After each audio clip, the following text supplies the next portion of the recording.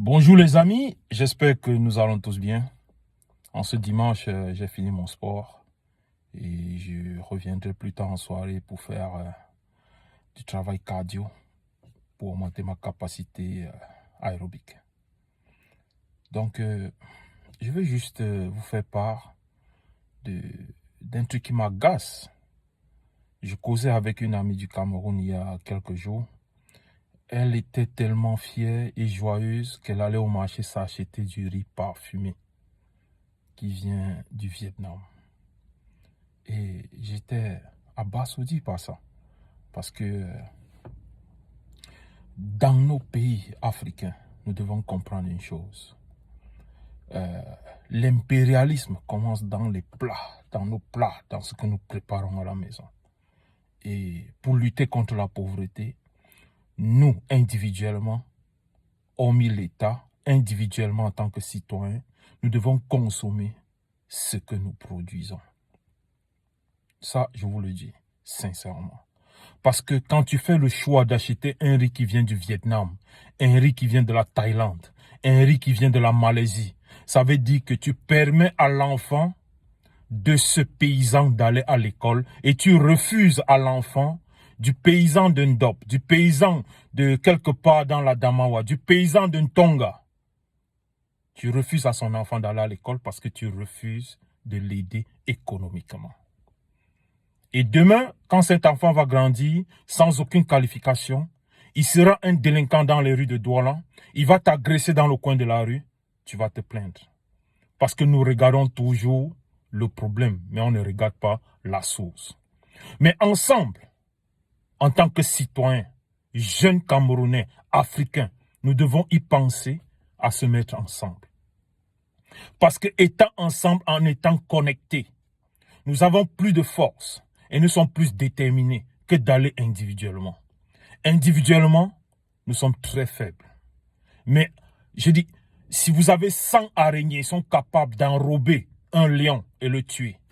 Mais un seul araignée ne peut rien faire à un lion. Donc les amis, certes, certains diront qu'ils ne font pas de la politique. Détrompez-vous, vous faites de la politique. Le choix d'acheter le riz qui vient de la Thaïlande au lieu du riz camerounais ou du moins d'un riz africain, c'est un choix politique.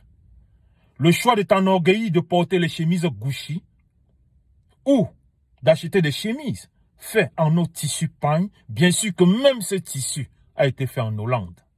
Mais au moins, le tailleur qui gagne sa vie en cousant ce tissu est sur place avec toi. Tu fais un choix politique et tu permets l'évolution de ton pays. Tu empêches les devises de partir de ton pays et ensemble nous aidons notre pays à sortir de la pauvreté.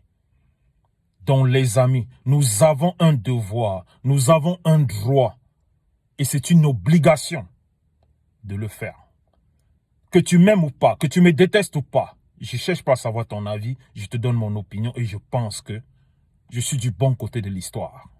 Donc mon ami, si tu viens en Europe et que tu vas en vacances au Cameroun, fais l'effort.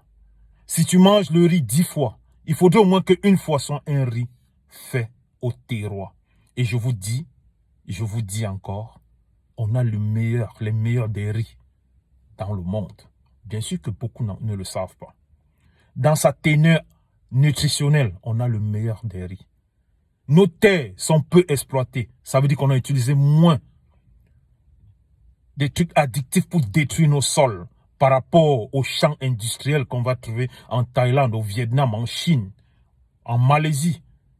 Ils ont des terres déjà usées qui sont exploitées depuis plus de 30 ans pour la culture du riz. Et ça, c'est un exemple parmi tant d'autres.